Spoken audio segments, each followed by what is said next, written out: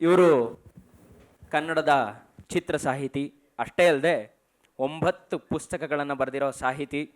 ಮುಂಗಾರು ಮಳೆ, ಗಾಳಿಪಟದಂಥ super hit ಹಾಡುಗಳನ್ನು ಕೊಟ್ಟ ಹೃದಯ ಶಿವ ಅವರು ನಮ್ಮ ಮಧ್ಯೆ ಇದ್ದಾರೆ. ಅವರ ಸೂಪರ್ ಗಾಡ್ ಸಣ್ಣಯ್ಯ ಅನ್ನೋ ಕಥಾ ಸಂಕಲನ ಇವತ್ತು ಬಿಡುಗಡೆ ಆಗ್ತಿದೆ. ಸರ್, ದಯಮಾಡಿ ವೇದಿಕೆ ಮೇಲೆ ಬರಬೇಕು ಅಂತ ಕೇಳ್ಕೊಳ್ತೀನಿ. ಇವರ ಪುಸ್ತಕದ ಬಿಡುಗಡೆ ಹಾಗೂ ಸಂವಾದಕ್ಕೆ ಜೊತೆ ಆಗ್ತಾ ನಮ್ಮ ಜೊತೆಯಲ್ಲಿ ಅನುಭವ ಕಥನ, ಆಡು ಕಾಯೋ ಹುಡುಗನ ದಿನಚರಿ ಅನ್ನೋ ಅನುಭವ ಕಥನ, ಕುದುರೆ ಮಾಸ್ತರ, ರೊಟ್ಟಿ ಮುಟಗಿ, ಹೀಗೆ ಕಥೆ ಕಾದಂಬರಿಯನ್ನು ಬರೆದಿರುವಂತಹ ನಮ್ಮ ನೆಚ್ಚಿನ ಸಾಹಿತಿಗಳಾದ TS ಗೊರವರ ಅವರು ನಮ್ಮ ಜೊತೆ ಇದ್ದಾರೆ. ದಯಮಾಡಿ ವೇದಿಕೆ ಮೇಲೆ ಬರಬೇಕು ಅಂತ ಕೇಳ್ಕೊಳ್ತೀನಿ. ಒಂದು ತಮ್ಮ ಸುತ್ತಮುತ್ತ ಕಾಣುವ ಪಾತ್ರಗಳು, ವಸ್ತುಗಳು, ಹಳ್ಳಿಯ ಪರಿಸರ, ಇದನ್ನು ಗಟ್ಟಿಯಾಗಿ ಹಿಡಿದುಕೊಂಡು ಅದರ ಮೂಲಕ ಕಥೆಗಳನ್ನು ಹೆಣಿತಾ ಹೋಗಿರುವಂಥ ಒಂದು ಅದ್ಭುತವಾದ ಕಥಾ ಸಂಕಲನ ಸೂಪರ್ ಗಾಡ್ ಸಣ್ಣಯ್ಯ ಇವತ್ತು ಪುಸ್ತಕ ಲೋಕಕ್ಕೆ ಲೋಕಾರ್ಪಣೆಗೊಳ್ತಿದೆ. ದಯಮಾಡಿ ಪುಸ್ತಕವನ್ನು ಬಿಡುಗಡೆ ಮಾಡಿಕೊಡ್ಬೇಕು ಅಂತ ಲೇಖಕರಾದ ಹೃದಯ ಶಿವ ಅವರಿಗೆ ಹಾಗೆ TS ಗೊರವರ ಅವರಲ್ಲಿ ಕೇಳ್ಕೊಳ್ತೀನಿ. ಒಂದು ಜೋರಾದ ಚಪ್ಪಾಳೆ ಕೊಡಿ. ಸೂಪರ್ ಗಾಡ್ ಸಣ್ಣಯ್ಯ ಕಥಾ ಸಂಕಲನ ನಿಮ್ಮ ಮುಂದೆ ಇವಾಗ ಬಿಡುಗಡೆ ಆಗ್ತಿದೆ.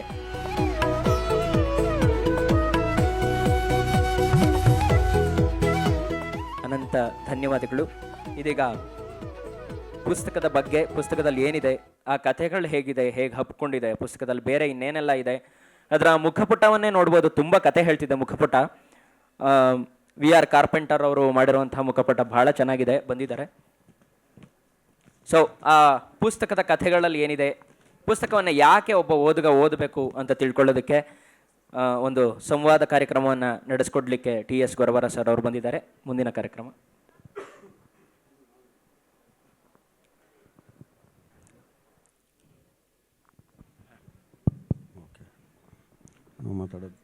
ಆತ್ಮೀಯರೇ, ಈಗಾಗಲೇ 2 ಪುಸ್ತಕಗಳು ಬಿಡುಗಡೆ ಆಗಿದ್ದಾವೆ. ಈಗ ಮತ್ತೊಂದು ಪುಸ್ತಕ ಹೃದಯ ಶಿವ ಅವರ ಸೂಪರ್ ಗಾಡ್ ಸಣ್ಣಯ್ಯ ಅನ್ನುವಂಥ ಕಥಾ ಸಂಕಲನ.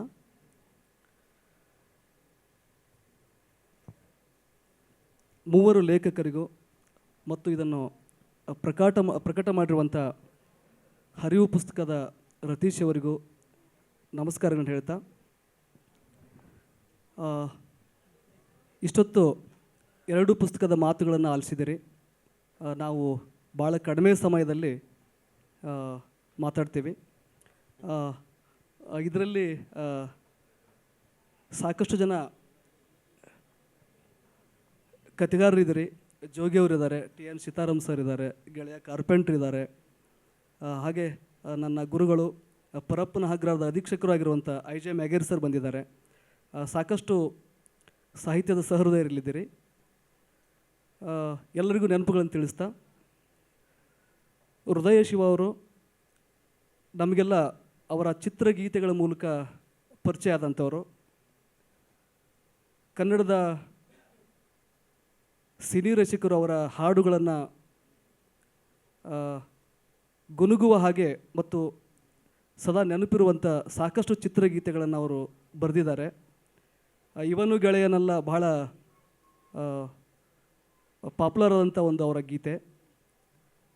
ಹೀಗೆ ಕವಿತೆ ಬರೆಯುವ ಮೂಲಕ ಆ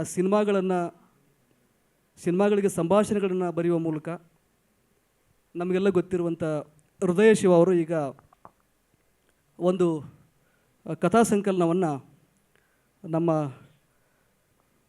ನಮಗೆಲ್ಲ ಕೊಟ್ಟಿದ್ದಾರೆ.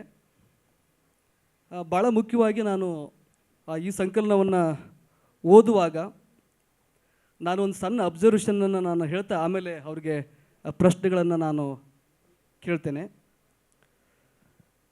ಯಾವುದೇ ಕತೆ ಇರಲಿ, ಕಾವ್ಯ ಇರಲಿ, ಕಾದಂಬರಿ ಇರಲಿ, ಅಂದರೆ ಸೃಜನಶೀಲವಾದಂಥ ಯಾವುದೇ ಪ್ರಕಾರ ಇರಲಿ, ಅದಕ್ಕೆ ಭಾಳ ಮುಖ್ಯವಾಗಿ ಭಾಷೆ ಮತ್ತು ಅಲ್ಲಿನ ಪಾತ್ರ ಸೃಷ್ಟಿ, ರೂಪಕಗಳ ಸೃಷ್ಟಿ ಭಾಳ ಮಹತ್ವದ್ದು. ಯಾಕೆಂದರೆ ನಮ್ಮೆಲ್ಲರಿಗೂ ಕೂಡ ಅನುಭವ ಇರುತ್ತೆ, ಜೊತೆಗೆ ಲೋಕಾನುಭವ ಇರುತ್ತೆ. ಅದೆಲ್ಲವನ್ನು ಕಥೆಯಾಗಿಸುವ, ಕಾವ್ಯವಾಗಿಸುವ ಒಂದು ಸಾಮರ್ಥ್ಯ ಇರುವಂಥದ್ದು ಭಾಷೆಗೆ. ಆ ಭಾಷೆಯನ್ನು ಹೃದಯ ಶಿವ ಅವರು ಇಲ್ಲಿನ 15 ಕಥೆಗಳಲ್ಲಿ ಕೂಡ ಅವರು ನಮಗೆ ಓದ್ತಾ ನಮ್ಮ ಅರಿವಿಗೆ ಬರುತ್ತೆ. ಅದು ಭಾಷೆಯನ್ನು ಹೇಗೆ ಬಳಸಿದ್ದಾರೆ ಅಂತಂದರೆ, ನಮ್ಮ ಕಡೆ ಉತ್ತರ ಕರ್ನಾಟಕದ ಕಡೆ ನೀವು ರೊಟ್ಟಿಯನ್ನು ಗಮನಿಸಿರ್ತಾರೆ. ರೊಟ್ಟಿ ನಮ್ಮಲ್ಲೇ ಭಾಳ ಮುಖ್ಯ, ಅದು ಆಹಾರ. ಅದು ಒಂದು ರೊಟ್ಟಿಯನ್ನು ಮಾಡುವಾಗ ಜೋಳದ ಹಿಟ್ಟಿಗೆ ನೀರು ಹಾಕಿ ಅದನ್ನು ಒಂದು ರೀತಿ ನಾದಿ ರೊಟ್ಟಿ ಆಗುತ್ತೆ. ಹಾಗೆ ಹೃದಯ ಶಿವ ಅವರು ಇಲ್ಲಿ ಭಾಷೆಯನ್ನು ಹಾಗೆ ಒಂದು ಲಯದೊಳಗಡೆ ನುಡಿಸ್ತಾ ಹೋಗ್ತಾರೆ. ಅದು ಇಲ್ಲಿನ ಕಥೆಗಳ ಶಕ್ತಿ ಅಂತ ನನಗನ್ಸುತ್ತೆ. ಭಾಳಷ್ಟು ಜನ ಕಥೆಗಳನ್ನು ಬರೀತಾರೆ, ಆದರೆ ಓದುವಾಗ ಏನನ್ಸುತ್ತೆ, ಇದನ್ನೆಲ್ಲೋ ಕಥೆಯನ್ನು ನಾನು ಓದಿದಿಲ್ಲ ಅಂತ ಅನ್ಸಕ್ಕೆ ಶುರುವಾಗುತ್ತೆ.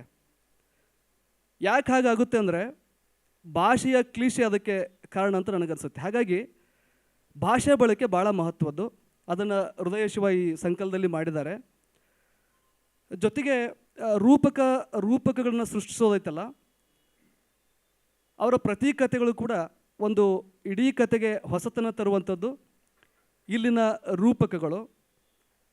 ಯಾಕೆಂದರೆ ಲೋಕಾನುಭವ ಎಲ್ಲರಿಗೂ ಇರುತ್ತೆ. ಆ ಅನುಭವಗಳನ್ನು ದಟ್ಟವಾಗಿ ಕೊಡೋದು ಮತ್ತು ತೀವ್ರವಾಗಿ ಅಲ್ಲಿನ ಪರಿಸರವನ್ನು ಕಟ್ಟಿಕೊಡೋದು, ವಿವರಿಸೋದು ಮತ್ತು ಸಹಜವಾಗಿ ಅವು ರೂಪಕದ ಥರ ಹಾಗೆ ತಾಳುವ ಹಾಗೆ ಮಾಡೋದು ಆಯಾ ಲೇಖಕನ ಒಂದು ಪ್ರತಿಭೆ ಅಂತ ನನಗನ್ಸುತ್ತೆ. ಅದನ್ನು ಹೃದಯ ಶಿವ ಅವರು ಈ ಕಥೆಗಳಲ್ಲಿ ಮಾಡ್ತಾ ಹೋಗಿದ್ದಾರೆ. ಇಷ್ಟು ಹೇಳ್ತಾ ನಾನು ಅವರಿಗೆ ಕೆಲವು ಪ್ರಶ್ನೆಗಳನ್ನು ಕೇಳ್ತೀನಿ, ಮತ್ತೆ ಬೇಕಾದ್ರೆ ಮಧ್ಯೆ ನಾನು ಮಾತಾಡ್ತೇನೆ. ನೀವು ಚಿತ್ರಗೀತೆಗಳನ್ನ ಬರ್ಕೊಂಡಿದ್ದಂಥವ್ರು, ಹೇಗೆ ಕತೆ ಬರೆಯೋಕ್ಕೆ ಶುರು ಮಾಡಿದ್ರಿ, ಏನು ಪ್ರೇರಣೆ ಅಂತ ನಾನು ಕೇಳ್ತೀನಿ.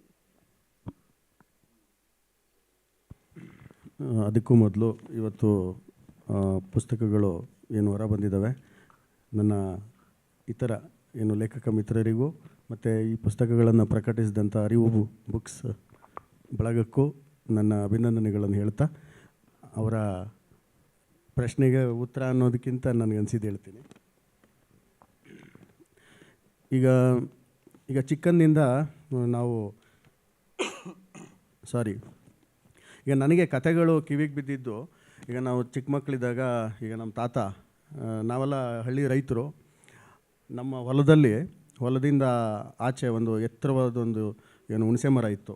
ಅಲ್ಲಿ ಆನೆಗಳು ಮತ್ತು ಹಂದಿಗಳೆಲ್ಲ ಬಂದು ನಮ್ಮ ಜಮೀನೆಲ್ಲ ಹಾಳು ಮಾಡ್ತಿದ್ವು. ಅಂಥ ಸಂದರ್ಭದಲ್ಲಿ ಅಂಥ ಹುಣಸೆ ಮರದ ಮೇಲೆ ಒಂದು ಸಣ್ಣ ಗುಡಿಸಲು ಕಟ್ತಿದ್ವಿ ನಾವು. ಯಾಕೆ ಅದ್ರ ಮಚಾನು ಅಂತ ಹೇಳ್ತಾರೆ. ಯಾಕೆ ಅಂದರೆ ಈ ಆನೆ ಎಷ್ಟೇ ಪ್ರಯತ್ನ ಮಾಡಿದ್ರೂ ತನ್ನ ಸೊಂಡಲು ನಮ್ಮ ಗುಡ್ಲು ತನಕ ತಲುಪಬಾರ್ದು ಅನ್ನುವಂಥದ್ದು. ಆಮೇಲೆ ಅಲ್ಲಿಂದನೇ ನಾವು ಒಂದಿಷ್ಟು ಪಟಾಕಿ ಎಸೆಯೋದು, ಇಲ್ಲ ಪಂಜುಗಳು ಹಿಡ್ಕೊಂಡು ಬೇರೆ ಬೇರೆ ಗುಡ್ಲಲ್ಲಿರೋರೆಲ್ಲ ಆನೆಗಳನ್ನ ನಡ್ಸ್ಕೊಂಡು ಹೋಗೋದು, ಇಂಥದ್ದೆಲ್ಲ ಮಾಡ್ತಿದ್ವಿ. ಇದೆಲ್ಲ ಮಾಡಿದ್ರು ಹಂದಿಗಳು ಬಂದು ನಮ್ಮ ಜಮೀನೆಲ್ಲ ಹಾಳು ಮಾಡ್ತಿದ್ವು. ಅದರಲ್ಲೂ ಶೇಂಗಾ ಅಂದರೆ ಕಡಲೆಕಾಯಿ ತೋಟಗಳು ಅಂದರೆ ಕಡಲೆಗದ್ದೆ ಅಂತೀವಿ, ಅದನ್ನೆಲ್ಲ ಕೆಡಿಸಿ ಹಾಳು ಮಾಡ್ತಿದ್ವು. ಅವು ಎಂಥ ಒಂದು ಕುತಂತ್ರದ ಬುದ್ಧಿ ಇರ್ತಿತ್ತು ಅಂದರೆ ಹಂದಿಗಳಿಗೆ, ಆ ಕಡಲೆ ಗಿಡನ ಈಗ ಅಲ್ಗಾಡಿಸ್ದಾಗ ಅದರೊಳಗಡೆ ಇರುವಂಥ ಎಳೆ ಕಡಲೆಕಾಯಿಗಳೇನಿದ್ದಾವೆ ಅದನ್ನು ಬುಡ್ಡೆ ಅಂತ ಕರಿತಿದ್ವು ನಾವು. ಅವೆಲ್ಲ ಈಚೆ ಬಂದುಬಿಡ್ತಿದ್ವು. ಅದನ್ನು ತಿಂತಾನೂ ಇರಲಿಲ್ಲ, ಅವು ಸುಮ್ಮನೆ ಹೋಗ್ಬಿಡ್ತಿದ್ವು. ಈ ರೀತಿ ಬಂದು ತಾನೂ ತಿನ್ನದೆ ಮತ್ತು ಅದನ್ನು ಸರಿಯಾಗಿ ಅದು ಬೆಳೆಯೋದಕ್ಕೂ ಬಿಡದೆ ಅನಾಹುತ ಉಂಟು ಮಾಡ್ತಿದ್ವು. ನಾವು ಬೆಳಗ್ಗೆ ಎದ್ದು ಹಂದಿ ಊಟ್ಬಿಟ್ಟವೆ ಅಂತ ನಮ್ಮ ಲೋಕಲ್ ಸ್ಲ್ಯಾಂಗಲ್ಲಿ ಕೂತ್ಕೊಂಡು ಊರು ಜನ ಎಲ್ಲ ಹೋಗಿ ಅದನ್ನು ಮುಚ್ತಿದ್ವಿ. ಇದನ್ನು ಯಾಕೆ ಹೇಳಿದೆ ಅಂದರೆ, ಅಂಥ ಸಂದರ್ಭದಲ್ಲಿ ನಮ್ಮ ತಾತ ನನ್ನನ್ನು ಕರ್ಕೊಂಡು ಹೋಗ್ತಿದ್ರು. ಅಲ್ಲಿ ಕತೆಗಳು ಹೇಳೋರು, ಮತ್ತು ನಮ್ಮ ಅಜ್ಜಿ ಹೇಳೋರು. ಪ್ರಸಂಗ ಹೇಳೋದು ಅಂತ ನಮ್ಮ ಕಡೆ ನಾವು ಹೇಳೋದು ಅದನ್ನ, ಅಂದರೆ ಒಂದು ಪ್ರಸಂಗ ಅಂತ ಹೇಳೋದು. ಈ ರೀತಿ ಚಿಕ್ಕಂದಿಂದ ಕತೆಗಳು ಕೇಳ್ಕೊಂಡು ಬೆಳೀತಾ ಕ್ರಮೇಣ ಈ ನೀಲ್ಗಾರಗಳು ಬಂದು ನಮ್ಮ ಮನೆಗಳ ಮುಂದೆ ಕಂಸಾಳೆ ಪದಗಳ ಮೂಲಕ ಕತೆ ಹೇಳೋರು. ಗುರುರಾಜಲು ನಾಯ್ಡು ಅವರ ಹರಿಕತೆಗಳು, ಈ ರೀತಿ ಕತೆಗಳ ಒಡನಾಟದಿಂದ ಬೆಳೆದ ನಂತರ ಸಿನಿಮಾಗೆ ಹಾಡು ಬರ್ತಿದ್ದು ನಾನು. ಹಾಗಾಗಿ ಕತೆಯ ಒಡನಾಟ ಬಾಲ್ಯದಿಂದ ಇತ್ತು. ಸೊ ಅದು ಈ ಪುಸ್ತಕಕ್ಕೆ ಎಲ್ಲೋ ಒಂದು ಕಡೆ ಅವೆಲ್ಲವೂ ನನಗೆ ಪ್ರೇರಣೆ ಅಥವಾ ಸ್ಫೂರ್ತಿ ಅಂತ ಅನ್ಕೋಬೋದು ಸರ್.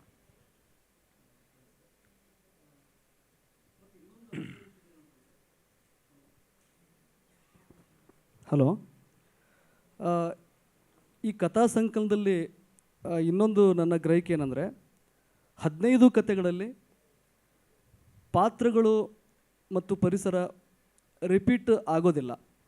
ಇದು ಒಂದು ಹೆಚ್ಚುಗಾರಿಕೆ ಅಂತ ನನಗನ್ಸುತ್ತೆ. ಜೊತೆಗೆ ಗ್ರಾಮೀಣ ಸಂವೇದನೆಯ ಮತ್ತು ನಗರ ಸಂವೇದನೆಯ ಎರಡೂ ಕಥೆಗಳು ಇದರಲ್ಲಿವೆ. ಹಾಗೆ ಅವರು ಸಿನಿಮಾ ಕ್ಷೇತ್ರದಲ್ಲಿ ಕೆಲಸ ಮಾಡ್ತಾ ಇರೋದ್ರಿಂದ ಅಲ್ಲಿನ ಪರಿಸರದ ಕೆಲವು ಕಥೆಗಳು ಕೂಡ ಇದರಲ್ಲಿ ಇದ್ದಾವೆ. ಮೋಸ್ಟ್ಲಿ ಇದು ಪಾತ್ರವನ್ನು ಅವರು ಹೇಗೆ ಸೃಷ್ಟಿ ಮಾಡಿದಾರಲ್ಲ ಅದು ಎಲ್ಲ ಕಥೆಯ ಪಾತ್ರಗಳು ಭಿನ್ನವಾಗಿರೋದ್ರಿಂದ ಅಲ್ಲಿ ಭಾಷೆ ಅಥವಾ ನಿರೂಪಣಾ ಕ್ರಮ ಮತ್ತು ಅಲ್ಲಿಯ ಪರಿಸರದ ಚೆಲುವು ಇದೆಲ್ಲವೂ ಕೂಡ ಇಷ್ಟ ಆಗುತ್ತೆ. ಅದೇ ಕಾರಣಕ್ಕೆ ಇಷ್ಟ ಆಗುತ್ತೆ ಅಂತ ನನಗನ್ಸುತ್ತಾ. ಇದರಲ್ಲಿ ಒಂದು ಬುಂಡೇದಾಸನೆಂಬ ಹುಚ್ಚಯ್ಯ ಅಂತ ಒಂದು ಕತೆ ಬರುತ್ತೆ. ಈ ಕತೆ ಭಾಳ ವಿಶಿಷ್ಟವಾಗಿರುವಂಥ ಕತೆ ಇದು. ಆ ಬುಂಡೇದಾಸ ಹೆಂಗಿರ್ತಾನಂದರೆ ಅವನ ಮನೆಯ ಅಣ್ಣ ತಮ್ಮಂದ್ರೆಲ್ಲ ಮದುವೆ ಆದಮೇಲೆ ಆಸ್ತಿಗಾಗಿ ಒಂದು ಸಣ್ಣ ಅಂತಃಕಲ ಇರುತ್ತಾ. ಇವನು ಒಂದು ಸ್ವಲ್ಪ ಹುಚ್ಚುತನ ಇರೋದ್ರಿಂದ ಇವನಿಗೆ ಆಸ್ತಿ ಕೊಡ್ದೇ ನಾವು ಮದುವೆ ಆದಮೇಲೆ ಅದನ್ನು ನೋಡ್ಕೊಂಡು ಹೋಗ್ತೀವಿ ಅಂತ ಒಂದು ಊರಿನ ಹಿರಿಯರೆಲ್ಲ ಸೇರಿಕೊಂಡು ಮಾತಾಡಿ ಅವನನ್ನು ನೋಡಿಕೊಂಡು ಹೋಗೋ ಜವಾಬ್ದಾರಿ ಕೊಡ್ತಾರೆ.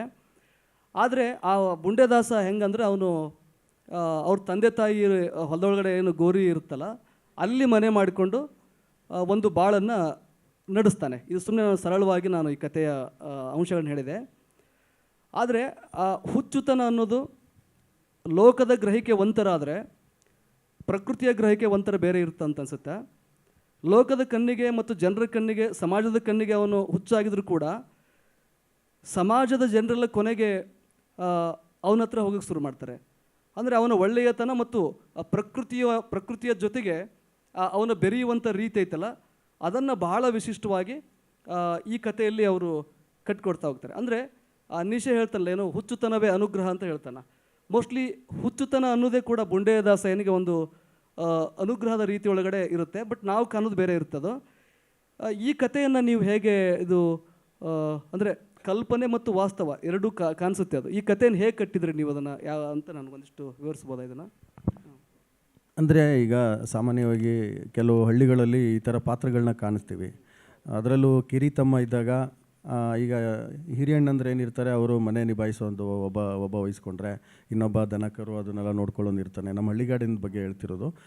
ಕೊನೆ ತಮ್ಮನಿಗೆ ಆ ಕಡೆ ಸ್ಕೂಲ್ಗೂ ಕಳಿಸಿರಲ್ಲ. ಈಗಾದರೆ ಓಕೆ, ನಾನು ಹೇಳ್ತಿರೋದು ಒಂದು 30-40 ವರ್ಷಗಳ ಹಿಂದೆ. ಅವನ ಕೆಲಸ ಏನೋ ಆಡು ದನಗಳನ್ನು ಮೇಯಿಸುವಂಥದ್ದು, ಬರೀ ಇದೇ ಕೆಲಸದಲ್ಲೇ ಇರ್ತಾನವನು. ಅವನಿಗೆ ಅಪರೂಪಕ್ಕೆ ಎಲ್ಲೋ ಒಂದು ಸಲ ವರ್ಷಕ್ಕೋ 2 ವರ್ಷಕ್ಕೋ ಒಂದು ಸಲ ಸಿಟಿ ನೋಡೋವಂಥ ಭಾಗ್ಯ ಇರುತ್ತೆ. ಮನೆ, ಹೊಲ, ತೋಟ ಅಷ್ಟು ಬಿಟ್ಟರೆ ಬೇರೆ ಜಗತ್ತಿರೋದೇ ಇಲ್ಲ. ಅಂಥ ಸಂದರ್ಭದಲ್ಲಿ ಅವನೊಂದು ಸ್ವಲ್ಪ ಏನಾದ್ರು ಬುದ್ಧಿಮಾಂದ್ಯ ಆಗಿದ್ದರೆ ಅಥವಾ ಪೆದ್ದ ಅಂತ ಆಗಿದ್ದರೆ ಅವನಿಗೆ ಆದಷ್ಟು ಒಂದು ಏನು ಬೇರೆ ಬಗೆಯಲ್ಲಿ ಅವನ್ನ ಗ್ರಹಿಸುವಂಥ ಒಂದು ಪ್ರಯತ್ನಗಳಾಗ್ತವೆ. ಈಗ ಮನೆ ಭಾಗ ಆಗಬೇಕಾಗಿ ಬಂದಾಗ ನಿನಗೆ ಹೆಂಡ್ತಿ ಇದ್ದಾಳ, ಮಕ್ಕಳಿದಾರ, ನಿನಗೆ ಯಾಕೋ ಮನೆ ಮಠ, ನೀನು ಅಂದರೆ ಪೆದ್ದ ಆಗಿರ್ತೀಯ ಅನ್ನೋ ಅರ್ಥದಲ್ಲಿ ಅವನ್ನ ಸ್ವಲ್ಪ ಆದಷ್ಟು ಬೇರೆ ಥರದ ರೀತಿಯಲ್ಲಿ ಅವನ್ನ ಮಾನಸಿಕವಾಗಿ ಕುಗ್ಗಿಸುವಂಥ ಪ್ರಯತ್ನಗಳು ಮಾಡ್ತಾರೆ. ಇಂಥ ಪಾತ್ರಗಳು ಅಲ್ಲಲ್ಲೇ ನನ್ನ ಗಮನಕ್ಕೆ ಬಿದ್ದಿದ್ದರಿಂದ ನಾನು ಈ ಉಚ್ಚಯ ಅನ್ನೋ ಪಾತ್ರದ ಮೂಲಕ ಅದನ್ನು ಹೇಳೋ ಪ್ರಯತ್ನ ಮಾಡಿದ್ದು. ಆದರೆ ಅವನು ಈ ಒಂದು ಸಿದ್ಧ ಜಗತ್ತೇನಿದೆ, ಈ ಜಗತ್ತು ಯಾರನ್ನು ಒಳ್ಳೆಯವರು ಅಥವಾ ಯಾರನ್ನು ಶ್ರೇಷ್ಠರು ಅಂತ ಅಂದ್ಕೊಂಡಿರುತ್ತೋ ಅದರ ಆಚೆಗೆ ಇವನು ಇನ್ನೊಂದು ರೀತಿಯಲ್ಲಿ ಶ್ರೇಷ್ಠ ಆಗಿರ್ತಾನೆ. ಯಾವ ಒಂದು ಊರು ಈತನನ್ನು ಬೇಡ ಅಂತ ಹೇಳಿ ಹೊರಗೆ ಕಳಿಸುತ್ತೋ ಅದೇ ಊರಿನ ಸಮಸ್ಯೆಗಳನ್ನು ಬಗೆಹರಿಸುವಂತಕ್ಕೆ ಬರ್ತಾನೆ. ಆ ಊರಿನ ಮಕ್ಕಳು ಇವನ ಜೊತೆ ಒಡನಾಡಿಗಳಾಗ್ತಾರೆ. ಈತ ಪ್ರಕೃತಿಯಲ್ಲಿ ಮತ್ತು ಆ ಒಂದು ಏನು ಕಾಡಿನಲ್ಲಿ ಇರಬೇಕಾದ್ರೆ ಕಾಡಲ್ಲಿರುವಂಥ ಜೀವಜಂತುಗಳೇನಿದ್ದಾವೆ ಆ ಒಂದು ಕಾಲಕ್ಕೆ ಬದಲಾಗುವಂಥ ಋತುಗಳಲ್ಲಿ ಆತ ಒಂದು ಬೇರೆ ತರಹದ ಒಂದು ಸತ್ಯಗಳನ್ನು ಮನಗಾಣ್ತಾ ಒಂದು ಹಂತಕ್ಕೆ ಒಬ್ಬ ತತ್ವಜ್ಞಾನಿಯ ಸ್ವರೂಪ ಪಡ್ಕೊಳ್ತಾನೆ. ಸೊ ಹಾಗೆ ಅಂದರೆ ಈ ಬೂಟಾಟಿಕೆಯ ಮುಖವಾಡದ ಜಗತ್ತಿನ ಆಚೆಗೆ ನಿಜವಾದ ಸತ್ವಶಾಲಿ ಮನಸ್ಥಿತಿ ಒಬ್ಬನಿಗಿರುತ್ತೆ ಅನ್ನುವಂಥದ್ದನ್ನು ಇಲ್ಲಿ ಹೇಳೋ ಪ್ರಯತ್ನ ಈ ಕತೆ. ಅಂದರೆ ಈ ಕತೆಗೆ ಇನ್ನೊಂದು ಭಿನ್ನವಾದಂಥ ಒಂದು ಕತೆ ಇದರೊಳಗಡೆ ಇದೆ. ಏನಂದರೆ ಕಲ್ಗುಡಿ ಮಠ ಅಂತ ಒಂದು ಕತೆ ಬರುತ್ತೆ. ಇದರೊಳಗಡೆ ಜವರಯ್ಯ ಅನ್ನುವಂಥ ಮುದುಕ ಆ ಕತೆ ಒಳಗಡೆ ಮಕ್ಕಳು ಮದುವೆ ಮಾಡಿರ್ತಾನೆ, ಸೊಸೇಂದ್ರು ಇರ್ತಾರೆ. ಬಟ್ ಯಾರೂ ಆತನ ಮಾತನ್ನು ಕೇಳೋಂಗಿಲ್ಲ. ಅಂದರೆ ಅಷ್ಟು ಅಲಕ್ಷ್ಯ ಮಾಡ್ತಾರೆ. ಹಾಗಾಗಿ ಅವನು ಏನು ಮಾಡ್ತಾನೆ, ಜವರಯ್ಯ ಮನೆ ಮಂದಿ ಅಲಕ್ಷ್ಯ ಮಾಡೋ ಕಾರಣಕ್ಕೆ ಮನೆಯನ್ನು ಬಿಟ್ಟು ಹೊರಡ್ತಾನೆ. ಒಂದು ರಾತ್ರಿ ಮನೆಯನ್ನು ಬಿಟ್ಟು ಹೊರಡ್ತಾನೆ. ಬಿಟ್ಟು ಹೋದ್ಮೇಲೆ ಸಾಧುಗಳ ಜೊತೆ ಅವನು ಬೆರಿತಾನೆ. ನಾಗ ಸಾಧುಗಳು, ಭಂಗಿ ಸೇದುವಂಥ ಸಾಧುಗಳು, ಅವ್ರ ಜೊತೆಗೆ ಸೇರಿ ಅಲ್ಲಿ ಒಂದಿಷ್ಟು ಕನ್ವರ್ಸೇಷನ್ ನಡೀತೆ. ಬಟ್ ಆ ಕನ್ವರ್ಸೇಷನ್ ಭಾಳ ಇಡೀ ಕತೆ ಒಳಗಡೆ ಭಾಳ ಅದು ಆಸಕ್ತಿಕರವಾಗಿ ಹೃದಯಶಿ ಅವರು ಮಾಡಿದ್ದಾರೆ ಅದರೊಳಗಡೆ. ಅಂದರೆ ಆ ಕತೆ ಒಳಗಡೆ ಒಂದು ಬದುಕಿನ ನಶ್ವರತೆಯನ್ನು ನೇರವಾಗಿ ಹೇಳ್ದೇನೆ ಒಂದು ಆಧ್ಯಾತ್ಮದ ತುಡಿತನೂ ಕೂಡ ಅದರೊಳಗಡೆ ನಮಗೆ ಅದ್ರ ಕಾಣಿಸ್ತಾ ಹೋಗುತ್ತಾ. ಅಂದರೆ ನೆಮ್ಮದಿಯ ಹುಡುಕಾಟ ಹೇಗಿರುತ್ತೆ, ಸಾಧುಗಳಿಗೆ ಆ ಭಂಗಿ ಸೇದುದ್ರೊಳಗಡೆ ನೆಮ್ಮದಿ ಇದ್ದರೆ ಮತ್ತಿನ್ಯಾರಿಗೂ ಪ್ರಕೃತಿಯನ್ನು ನೋಡೋದ್ರೊಳಗಡೆ ನೆಮ್ಮದಿ ಇರ್ಬೋದು, ಮತ್ತಿನ್ನು ಕೆಲವರಿಗೆ ಊಟ ಮಾಡಿದ್ರೆ ನೆಮ್ಮದಿ ಇರ್ಬೋದು. ಆದರೆ ಇದರಲ್ಲಿ ಜವರಯ್ಯನ ಒಂದು ಮನೋತಾಕಲಾಟ ಐತಲ್ಲ, ಆ ಇಡೀ ಮನೋತಾಕಲಾಟವನ್ನು ಭಾಳ ಅನನ್ಯವಾಗಿ ಇದರೊಳಗಡೆ ಹಿಡಿದಾರೆ ಅವರು. ಅಂದರೆ ಒಂದು ಸಲ ಏನಾಗುತ್ತೆ, ಮನೆ ಬಿಟ್ಟು ಹೋದಂಥವರು ನೀವು ಅಕ್ಕನೂ ಹಾಗೆ ಹೋಗ್ತಾಳೆ, ಬುದ್ಧನೂ ಹಾಗೆ ಹೋಗ್ತಾನೆ. ಆಮೇಲೆ ನೀವು ಓದ್ತಾ ಇಲ್ಲಿಯ ಸಂಭಾಷಣೆಗಳು ನಮ್ಮ ತತ್ವಪದಕಾರ ಸಂಭಾಷಣೆಗಳ ಹಾಗೆ ನಮಗದು ಗೊತ್ತಾಗುತ್ತೆ. ಶರೀಫಜ್ಜ ಮತ್ತು ನಾಗಲಿಂಗಜ್ಜ ನಡೆಸುವಂಥ ಸಂವಾದ ಇರ್ಬೋದು, ಈ ಥರದ ಸಂವಾದಗಳು ನೆನಪಾಗ್ತಾ ಹೋಗ್ತವೆ. ಅಂದರೆ ನೀವು ಇದನ್ನು ಈ ಕತೆ ಬರೆಯುವಾಗ ತತ್ವಪದಕಾರ ಇನ್ಫ್ಲುಯೆನ್ಸ್ ಏನಾದರೂ ಇದೆಯಾ ಅಂತ ನನಗೆ ಅನ್ಸೋಕ್ಕೆ ಶುರುವಾಯಿತು. ಈ ಕತೆ ಹೇಗೆ ಹುಟ್ಟಿತು, ಇದ್ರ ಬಗ್ಗೆ ಒಂದಿಷ್ಟು ಮಾತಾಡಲ್ಲ. ಈ ಕತೆ ಹುಟ್ಟೋದಕ್ಕೆ ಕಾರಣ, ಈಗ ನಾನು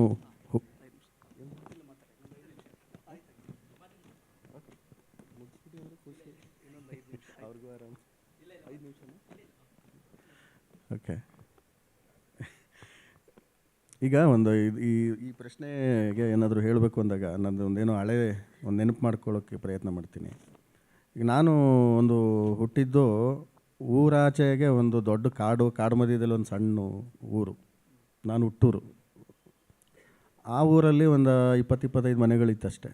ನಾನು ಹೇಳ್ತಿರೋದು ನಮ್ಮ ತಾಯಿ ಊರು. ಆವಾಗಲೇ ನಾವು ಮೇಘನ ಅವರ ಪುಸ್ತಕದ ಬಗ್ಗೆ ಮಾತಾಡ್ತಾ ಇದ್ದಾಗ ತವ್ರ ಮನೆಗೆ ಜೋಗಿ ಸರ್ ಹೇಳ್ತಾಯಿದ್ರು, ತವ್ರ ಮನೆಗೆ ಹೋಗಿ ಮಗು ಎತ್ಕೊಂಬರೋದೇ ಅವತ್ತಿನ ಪ್ರಕ್ರಿಯೆ ಅಷ್ಟೇ, ಹೆಚ್ಚಿಗೆ ಪ್ರಶ್ನೆಗಳು ಕೇಳ್ತಿರ್ಲಿಲ್ಲ ಅಂತ. ಅದು ನೆನಪಿಸ್ಕೊಂಡು ಹೇಳ್ತೀನಿ. ಈ ಕತೆ ಹಿಂದೆ ಅದು ನನಗೆ ಒಂದು ಕಾರಣ ಇದೆ. ಈಗ ನಾನು ಹುಟ್ಟಿದಂಥ ಆ ಒಂದು ಊರಲ್ಲಿ, ಸಣ್ಣ ಹಳ್ಳೀಲಿ, ನಾನು ಎಷ್ಟು ಒಂದು 3-4 ವಯಸ್ಸು ತನಕ ಅಲ್ಲಿ ಕಳೆದೆ ನನ್ನ ಬಾಲ್ಯ. ಆಗ ಅಲ್ಲೊಂದು ಸಣ್ಣ ಮಠ ಇತ್ತು. ಆ ಮಠದಲ್ಲಿ ಏನೂ ಇಲ್ಲ, ಒಬ್ಬ ವ್ಯಕ್ತಿ ಇದ್ದರು, ಸಾಧು. ಆ ಸಾಧು ಏನು ಮಾಡ್ತಿದ್ರು, ಅಲ್ಲೊಂದು ತಾವರೆ ಕೆರೆ ಇತ್ತು. ಆ ಕೆರೆಯಿಂದ ತಾವರೆ ಹೂಗಳು ತಂದು ಅಲ್ಲೊಂದು ಹಳೆ ಕಾಲದ ಶಿವಲಿಂಗ ಇತ್ತು, ಅದಕ್ಕೆ ಪೂಜೆ ಮಾಡಿಕೊಂಡು ಒಬ್ಬರೇ ಇರ್ತಾಯಿದ್ರು, ಭಂಗಿ ಸೇದ್ಕೊಂಡು ಇರ್ತಿದ್ರು.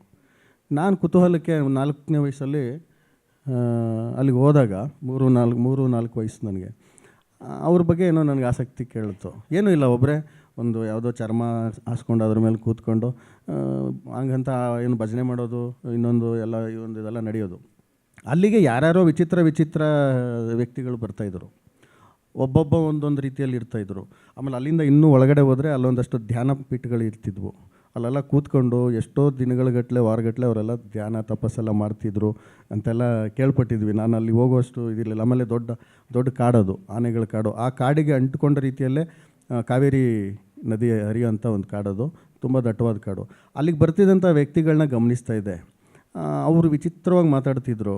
ಆಮೇಲೆ ಅವ್ರ ಕಣ್ಣುಗಳಲ್ಲಿ ಏನೋ ಒಂದು ಅತೃಪ್ತಿ, ಕೆಲವೊಮ್ಮೆ ಒಂದು ಸಂತೃಪ್ತಿ, ಈ ಬಗೆ. ಆಮೇಲೆ ಸಣ್ಣ ವಯಸ್ಸಿಗೆ ಅವರೆಲ್ಲ ಜಟೆಗಳೆಲ್ಲ ಬಿಟ್ಕೊಂಡು ವಿಚಿತ್ರವಾದ ಮಾತುಗಳಾಡ್ಕೊಂಡು ಭಂಗಿ ಸೇದ್ಕೊಂಡು ಕೂತ್ಕೊಳ್ಳೋರು. ಇದನ್ನು ನೋಡಿದಾಗ ಅದು ನನಗೇನಾಯಿತು, ನಮ್ಮ ಒಂದು ಸಣ್ಣ ಅನುಭವ, ಒಂದು 2-3 ವರ್ಷದ ಅನುಭವ. ಅದಾದಮೇಲೆ ನಮ್ಮೂರಿಗೆ ಶಿಫ್ಟ್ ಆದಮೇಲೆ, ನಮ್ಮ ತಂದೆ ಊರಿಗೆ, ಅಲ್ಲೊಬ್ಬ ಬೆಟ್ಟದ ಮೇಲೆ ಇದ್ದ. ಇಂಥವರೆಲ್ಲ ನನಗೆ ಅಲ್ಲಲ್ಲೇ ಕಾಣಿಸೋರು. ನಮ್ಮ ಭಾಗದಲ್ಲಿ ಸ್ವಲ್ಪ ಇಂಥವ್ರು ಸಿಗ್ತಾರೆ, ಹುಡುಕದೇ ಇದ್ರೂ ಅವ್ರ ಪ್ರಭಾವದಿಂದ ಇದಕ್ಕೆಲ್ಲ ಒಂದು ಕಡೆ ಬರೆಯೋಕ್ಕೆ ಪ್ರೇರಣೆ ಆಯಿತು ಅನ್ಕೋತೀನಿ ಸರ್. ನಿಮ್ಮ ಅನುಭವಗಳನ್ನ ಹಂಚಿಕೊಟ್ರಿ. ಸಮಯ ಆಗಿದ್ದರಿಂದ ಒಟ್ಟು ಇಡೀ ಕಥಾ ಸಂಕಲನ ನಾವು ಸಂವಾದ ಮಾಡೋದಕ್ಕಿಂತ ಅದನ್ನು ಓದಿ ಅನುಭವಿಸಿದ್ರಲ್ಲೇ ಒಂದು ಅರ್ಥ ಇದೆ ಅಂತ ನನಗನ್ಸುತ್ತೆ. ಅಂದರೆ ಪಾತ್ರಗಳು, ಇಡೀ 15 ಕಥೆಯ ಪಾತ್ರಗಳು ಬೇರೆ ಬೇರೆ ಕಾರಣಕ್ಕೆ ನನಗೆ ಇಷ್ಟ ಆಗ್ತವೆ. ಅಂದರೆ ಅವರು ಕಥೆಯನ್ನು ಕಟ್ಟಿಕೊಡುವಂಥ ವಿವರಗಳಿದಾವಲ್ಲ, ಅವು ಭಾಳ ಗಾಢವಾಗಿ ಮತ್ತು ತೀವ್ರವಾಗಿದ್ದಾವೆ. ಹಾಗಾಗಿ ಇಲ್ಲಿನ ಕಥೆಗಳನ್ನು ನಾವು ಓದನೆ ಅನುಭವಿಸ್ಬೇಕು ಅಂತ ನನಗನ್ಸುತ್ತೆ. ಹಾಗಾಗಿ ನೀವೆಲ್ಲ ಈ ಸಂಕಲನವನ್ನು ಓದುವಾಗಲಿ ಕನ್ನಡದ ಸಾರಸ್ವತ ಲೋಕದಲ್ಲಿನ ಕಥೆಗಳನ್ನು ಚರ್ಚೆ ಮಾಡಲಿ ಅಂತ ಆಶಿಸ್ತಾ ಈ ಕಥೆಗಳನ್ನು ಕೊಟ್ಟಂಥ ಹೃದಯಶ್ರೀ ಅವರಿಗೆ ಅಭಿನಂದಿಸಿ ನಾನು ಮಾತನ್ನು ಮುಗಿಸ್ತೇನೆ. ನಮಸ್ಕಾರ.